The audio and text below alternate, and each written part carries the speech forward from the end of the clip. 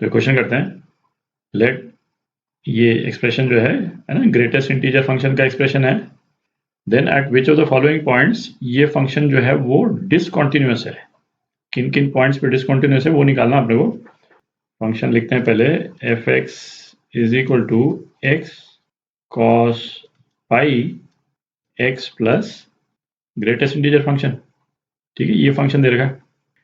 अच्छा, इसमें 4 ऑप्शन दे रखे हैं, तो हमारे को चारों ऑप्शन अलग अलग निकालना ही पड़ेगा, है ना, कोई और अदर ऑप्शन है ही नहीं।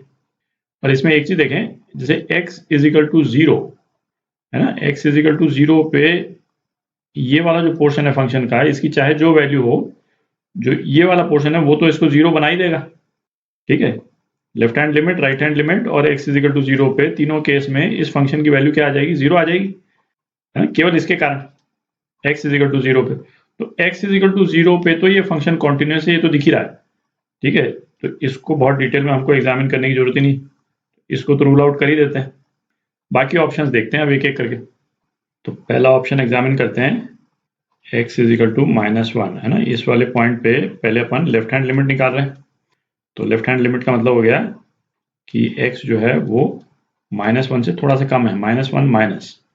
ठीक है, तो इस फंक्शन की वैल्यू जो है वो क्या हो जाएगी, x तो -1 रहेगा। ठीक है, cos, इसमें जो भी चेंजेस होंगे, मेन पॉइंट बस केवल इसी का है ना, इसी की वैल्यू थोड़ा सा ध्यान से बिठानी है अपने को, है ना, बाकी तो स्ट्रेट फॉरवर्ड ही है।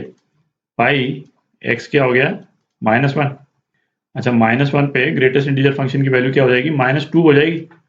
ठीक है, तो ये हो गया फंक्शन। तो ये कितना हो गया, -1 इंटू कॉस -3 पाई। इसको हम क्या लिख सकते हैं, -1 इंटू कॉस 3 पाई, और कॉस 3 पाई क्या है, कॉस पाई के बराबर है ना, 2 पाई प्लस पाई। तो जो कि -1 हो गया, तो -1 इंटू -1 +1। ठीक है, तो इसकी वैल्यू क्या हो गई, +1 हो गई। अच्छा, अब at x is equal to -1 पे निकालते हैं, x इज इक्वल टू -1।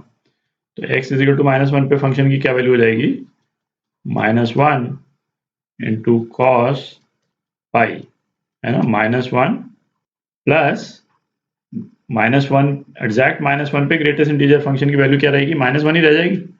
तो -1 -1 ये हो गया। ठीक है, तो ये क्या हो गया, -1 इंटू कॉस -2 पाई, है ना, -2 पाई क्या हो गया, 1 हो गया। तो इसकी वैल्यू क्या हो गई, -1 हो गई। तो आप देखें, राइट हैंड लिमिट निकालने की जरूरत ही नहीं है ना, इसी में डिसकंटिन्यूटी दिख गई अपने को, एग्जैक्ट वैल्यू पे -1 और लेफ्ट हैंड लिमिट +1। तो ए पे डिसकंटिन्यूस है, तो ए तो डिसकंटिन्यूस हो गया।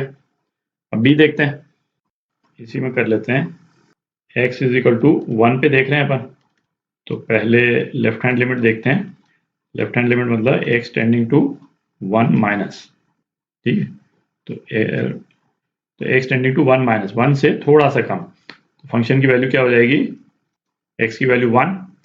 ठीक है, cos पाई, है ना, x की value 1 plus greatest integer function जब x की वैल्यू 1 से थोड़ी सी कम है, क्या हो जाएगी, 0 हो जाएगी, 0। ये तो ये क्या हो गया, 1 इंटू कॉस पाई मतलब -1 हो गया। ठीक, अच्छा, अब x is equal to 1 exact इस पे वैल्यू निकालते हैं, तो क्या आ जाएगा, 1 कॉस पाई 1 प्लस एग्जैक्ट 1 पे ग्रेटेस्ट इंटीजर फंक्शन की वैल्यू क्या हो गई, 1 ही हो गई। ठीक है, तो ये cos 2 पाई, तो ये क्या +1 आ गया। ठीक, तो अगेन हमको इस वाले केस में भी राइट हैंड लिमिट निकालने की जरूरत ही नहीं है, ये दोनों डिफरेंट आ गए।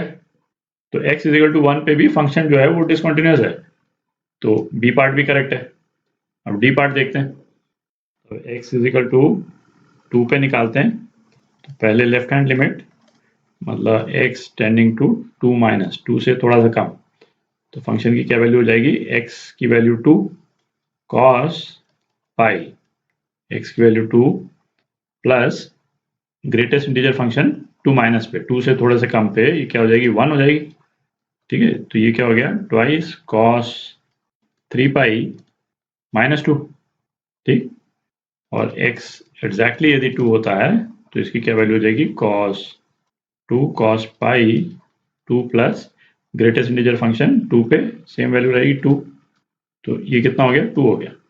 तो अगेन है ना, ये दोनों लिमिट्स हम देख सकते हैं, ये दोनों वैल्यूज जो हैं वो डिफरेंट आ रही हैं, तो फंक्शन डिसकंटिन्यूअस है x = 2 पे भी, तो डी भी करेक्ट है। तो ए, बी और डी है ना, ये आपके आंसर